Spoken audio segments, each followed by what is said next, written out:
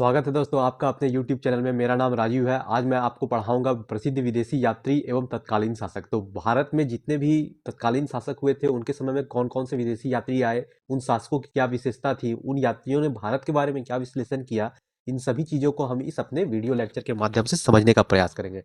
तो ये दोस्तों आपको हिस्ट्री के फैक्ट्स भी पता चलेंगे, यात्री के बारे में भी पता चलेंगे और एक प्रश्न आपके एग्जाम में श्योर आएगा। तो चलिए इस क्वेश्चन को स्टार्ट करते हैं और देखते हैं कि पहला यात्री कौन था।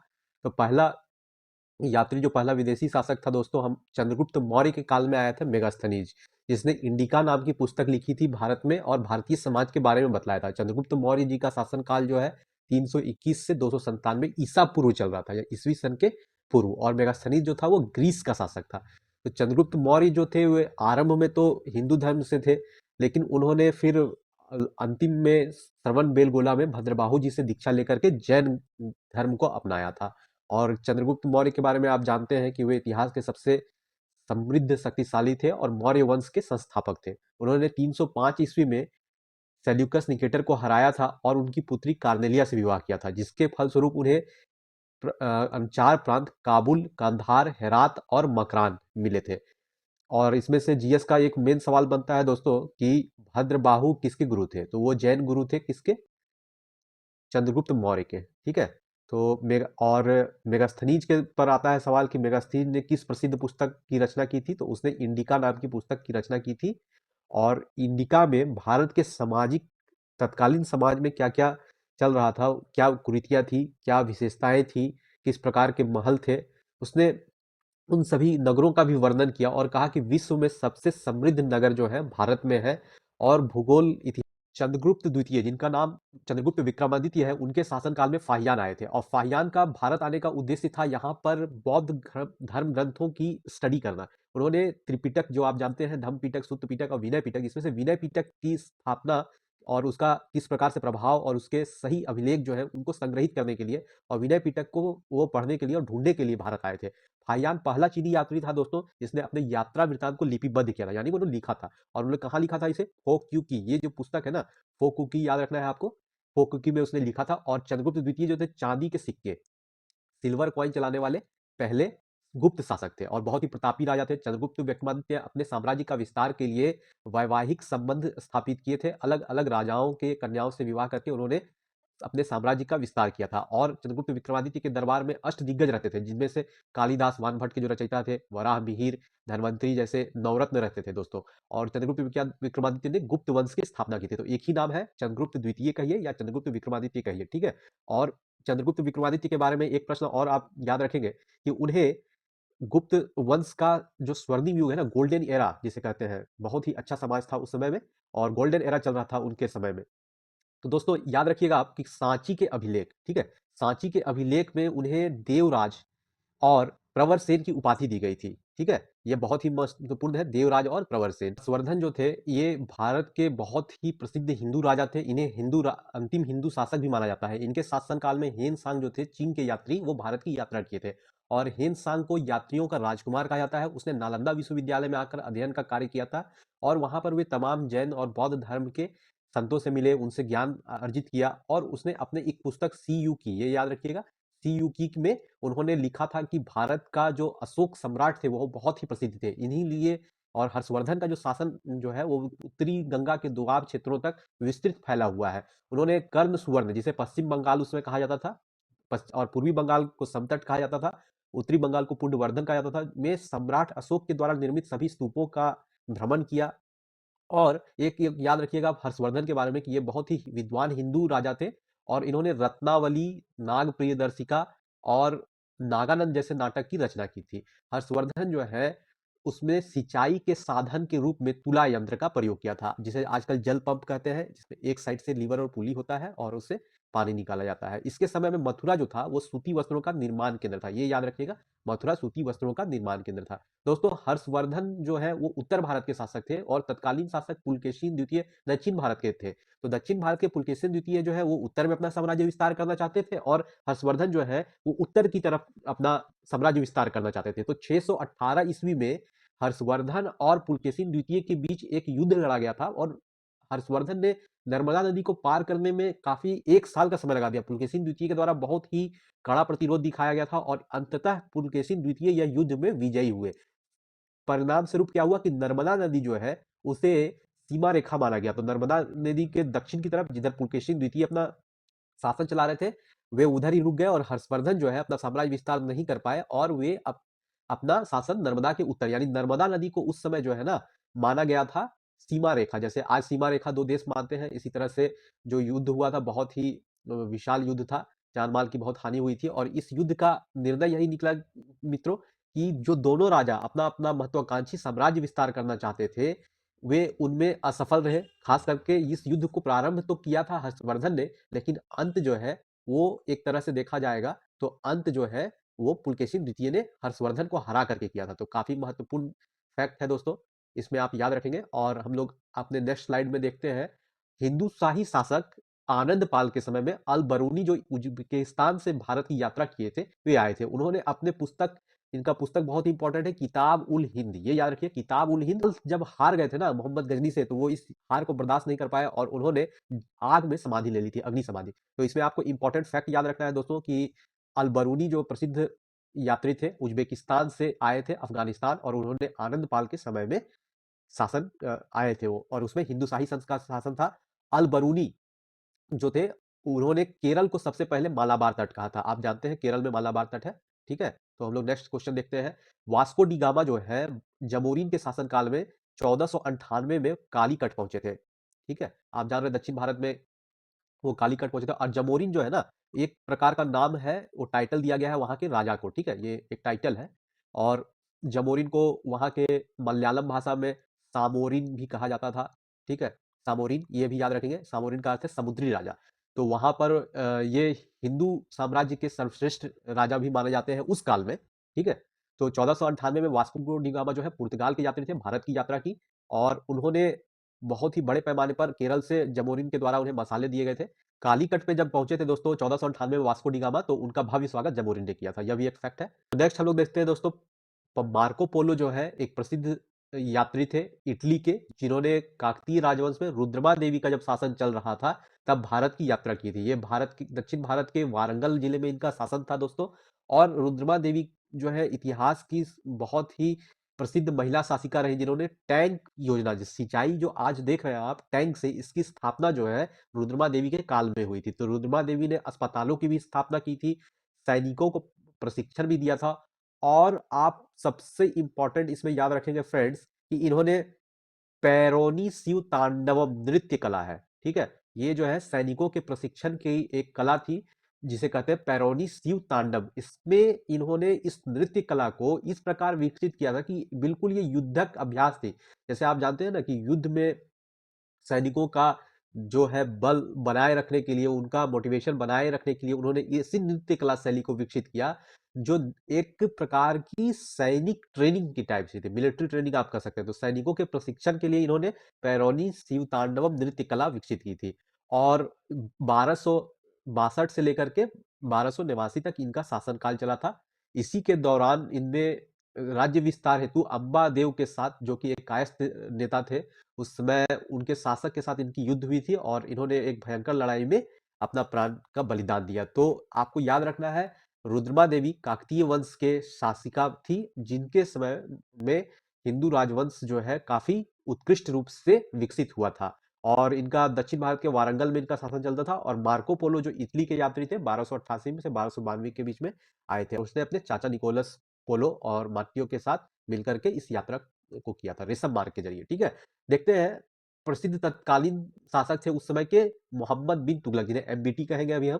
तो एमबीटी के समय में इबन बतूता आया था दोस्तों। तो इबन बतूता के बगल में जूता नहीं था, इबन बतूता के बगल में था कौन? मोहम्मद बिन तुगलक। तो मोहम्मद बिन तुगलक को लोग पागल राजा भी कहते थे, क्योंकि उसकी जो नीतियां थी ना वो अचानक से ही कुछ भी वो नीति बना देता था। जिसमें सबसे महत्वपूर्ण जो नीति आपको मैं याद रखना है दोस्तों, उसने क्या किया था ना कि अपने दोआब क्षेत्र में कर की वृद्धि कर दी थी, ठीक है। और राजधानी को परिवर्तन करके वो ले गया था देवगिरी, जिसका नाम उसने बाद में बदल करके तुगलकाबाद कर दिया था। तो आप इसमें एक मुक्त माल्याद की रचना की थी, इसका अर्थ होता है जो माला पहनता है। और दूसरा ग्रंथ इसने लिखा था जामवंती कल्याणम, आप लिख लीजिए जामवंती कल्याणम। जामवंती के विवाह से संबंधित थे और इसकी रचना इन्होंने संस्कृत भाषा में की थी। तो ये आपको याद रखना है कि कल्याणम का अर्थ वैसे संस्कृत में या फिर तमिल में होता है विवाह, तो आप याद रखिएगा। संस्कृत में इन्होंने काव्य लिखा था, इसका नाम है जामवंती कल्याणम, और तेलुगु में इन्होंने लिखा था अमुक्त माल्यद। इसमें हजारा नाम के एक नगर की स्थापना की थी और विट्ठल स्वामी का मंदिर जो है कृष्णदेव राय के समय में निर्माण किया था। इन्होंने 3 उपाधियां मेनली धारण किया था दोस्तों। आंध्र भोज कहा जाता है इन्हें, ठीक है? और अभिनव भोज भी कहा जाता है और आंध्र पितामह। तो याद रखिएगा, कृष्णदेव राय के समय में डोइंगो पाइस और एडवर्डो बारबोसा जो है उन्होंने भारत की यात्रा की थी। के शासनकाल में आने वाले 2 यात्री थे। पहला था एंटोनी बारबोसा और दूसरा था पुर्तगाल से हुए आए थे, और दूसरे थे रॉल्फ फिंच, इंग्लैंड से आए थे। अकबर ने, देखिए दोस्तों, अकबर से ना सवाल बहुत पूछा जाता है, इसलिए मैंने यहाँ लिख करके आपको बताया है कि अकबर जो है दास प्रथा का अंत किए थे, तीर्थ यात्रा के कर को समाप्त किए थे, जिसे जजिया कर भी समाप्त किया था उन्होंने, और फतेहपुर सीकरी में बुलंद दरवाजा की स्थापना की थी। गुजरात विजय के उपलक्ष्य में उन्होंने की थी, ठीक है? अपने पुत्र सलीम को वहां पर भेजा था उन्होंने, ताकि वहां विद्रोहियों का दमन कर सके। व्यापार में काफी प्रॉब्लम आ रहे थे उसमें। और इबादत खाना की स्थापना की थी 1575 में। इबादत खाने में ना सभी धर्म, हिंदू, मुस्लिम, सिख, बौद्ध, जो जितने भी सारे धर्म के जो दिग्गज थे वे आते थे। और इसने मजहर की घोषणा की थी और एक नया धर्म चलाया था, ये बहुत ही इंपॉर्टेंट है। नया धर्म चलाया था इसने, और इस पर जो है ना, इसका पहला जो अनुयायी बना था वो था बीरबल, ठीक है? तो आप याद रखिएगा कि अकबर ने एक नया धर्म चलाया था जिसका नाम था दीन ए इलाही, गरीबों का धर्म। और अकबर की मृत्यु 1605 ईस्वी में 16 अक्टूबर में हुई थी, और इसे आगरा के निकट सिकंदरा में दफनाया गया था। वह उसने अपना मकबरा जो है वो खुद निर्माण किया था, लेकिन बीच में ही मृत्यु हो गई थी, जिससे उसके पुत्र ने, सलीम ने, पूरा किया था। अकबर के समय में ना बहुत ज्यादा प्रश्न पूछे जाते हैं अकबर के समय से। तो आप यहाँ देखिएगा, अकबर की शासन प्रणाली की प्रमुख विशेषता थी मनसबदारी, ठीक है? इसने मनसबदारी प्रथा का आरंभ किया था। इसके प्रसिद्ध समय के चित्रकार दासवंत थे और बसावन थे, ठीक है? स्थापत्य कला के क्षेत्र में भी अकबर का बहुत ही मूल्य योगदान रहा है। इसने दिल्ली में हुमायूं का मकबरा बनाया था, और फतेहपुर सीकरी मैंने आपको बताया, जोधाबाई का महल, दीवाने खास पंचमहल, आगरा का लाल किला, ये काफी इंपॉर्टेंट है। और आगरा का लाल किला याद रखिएगा, और दिल्ली का लाल किला जो है वो शाहजहां ने बनाया था, इसलिए कंफ्यूज नहीं होना है। तो हम लोग इसमें देखते हैं अकबर के बारे में, और कि अकबर जो है वो सबसे फेमस जो अपने हैं राज्य की नीतियों की वजह से हुआ था। और फिर हम देखते हैं थॉमस रॉ और कैप्टन हॉकिंस दोनों इंग्लैंड के थे, जिन्होंने या भारत की यात्रा की थी। और ये प्रसिद्ध विदेशी यात्री जो जहांगीर के शासनकाल में आए थे, वे पेशे से डॉक्टर भी थे, ठीक है? और जहांगीर के शासनकाल में मुगल साम्राज्य का आर्थिक विकास बहुत तेजी से हुआ था। इसने कृषि व्यवस्था पर बहुत ही ध्यान दिया था, नहरों और सिंचाई की व्यवस्था की थी दोस्तों। शिल्प कला को इसने बढ़ावा दिया था और करों को भी बहुत कम किया था। इसने दूसरे देशों से दोस्ती की, और वहां से खूबसूरत इमारतें जो बनी हुई थी उन्हीं के आधार पर भारत में भी स्थापत्य कला में इसका बहुत ही महत्वपूर्ण योगदान था। इसके समय में चित्रकारी भी जो थी, वह स्वयं भी बहुत ही अच्छा चित्रकार था दोस्तों। और इसके समय में प्रमुख चित्रकार थे दौलत मनोहर, बिशन देश, मंसूर और अब्दुल। यह सबसे फेमस था दोस्तों अपने न्याय की घंटी के लिए, जिसे कहा जाता है कि कोई भी जो सामान्य से सामान्य नागरिक है, वह इस न्याय की घंटी को, न्याय की जंजीर को जब भी रिंग करेगा, तो वह किसी भी समय न्याय के लिए जनता में उपस्थित हो जाता था। तो काफी महत्वपूर्ण सवाल है। जहांगीर से आता है सवाल दोस्तों कि इसका मूल नाम क्या था? तो इसका मूल नाम था नसरुद्दीन मोहम्मद सलीम, जो 1605 से 1627 के बीच में इसने भारत पर शासन किया था। नेक्स्ट देखते हैं दोस्तों, शाहजहां जो जहांगीर का पुत्र था। इसके समय में बर्नियर और ट्रेवर्नियर जो है, ये फ्रांस के विदेशी यात्री थे जो भारत का शासन किया था। शाहजहां से भी बहुत महत्वपूर्ण सवाल पूछा जाता है दोस्तों। इसका मूल नाम जो था वो खुर्रम था, ठीक है?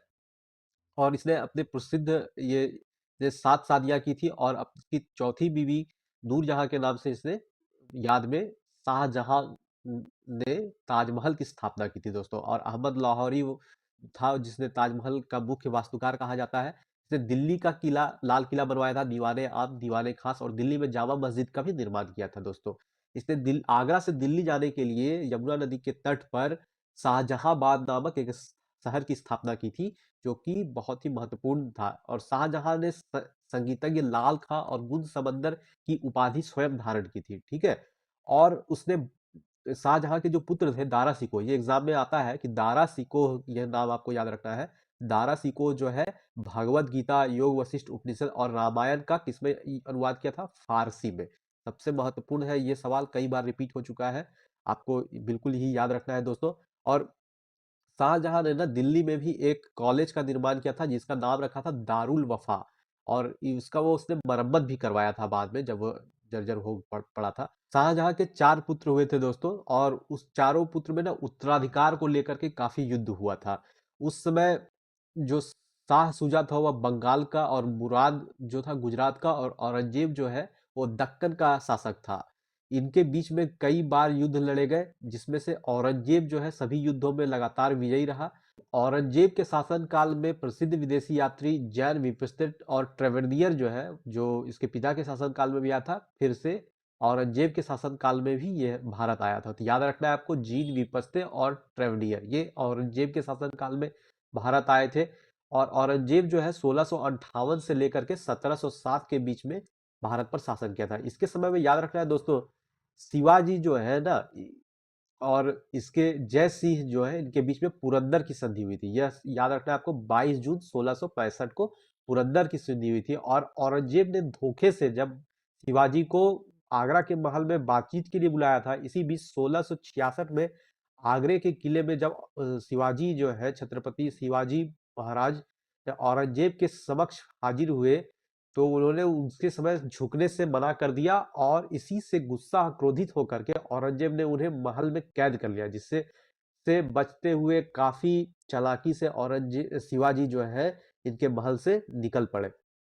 और यह इतना संकी शासक था दोस्तों कि इसने गुरु तेग बहादुर, जो सिखों के 9वें गुरु थे, उसे इस्लाम न कबूल करने पर फांसी से चढ़वा दिया था दोस्तों। और औरंगजेब के बारे में याद रखना है, 1689 में इसने जजिया कर को पुनः जो है लागू किया, जिसे अकबर ने बंद करवाया था। औरंगजेब ने बीवी का मकबरा का 1679 में औरंगाबाद महाराष्ट्र में बनवाया था, ये फैक्ट याद रखिएगा। औरंगजेब जो है ना, उसे उसके प्रमुख नाम थे जिंदा पीर, इसे जिंदा पीर कहा जाता है। यह कट्टर इस्लामी था हालांकि। और एक फैक्ट आपको याद रखना है कि मुगल मुगल साम्राज्य में मुगल सैनिकों में सबसे ज्यादा हिंदू सैनिक रखने वाला औरंगजेब था, अपितु यह कट्टर इस्लाम को मानने वाला था, इसे जिंदा पीर कहा जाता था। फिर भी सबसे ज्यादा हिंदू जो सैनिक थे वो औरंगजेब के ही सेना में थे, और ये पूरे मुगल के लिए था। तो दोस्तों, आशा करता हूँ आपको ये लेक्चर अच्छा लगा होगा। प्लीज मेरे चैनल को सब्सक्राइब करेंगे फ्रेंड्स, और अपने दोस्तों के साथ शेयर करेंगे। आप हमारे इस पीडीएफ को टेलीग्राम लिंक से प्राप्त कर सकते हैं, तो हमारे टेलीग्राम डिस्क्रिप्शन में जाकर के टेलीग्राम लिंक पर चेक कीजिएगा दोस्तों, और हमारे टेलीग्राम व्हाट्सएप चैनल को ज्वाइन कीजिएगा। Please subscribe our YouTube channel. Thanks for watching friends, धन्यवाद। जय हिंद, जय भारत।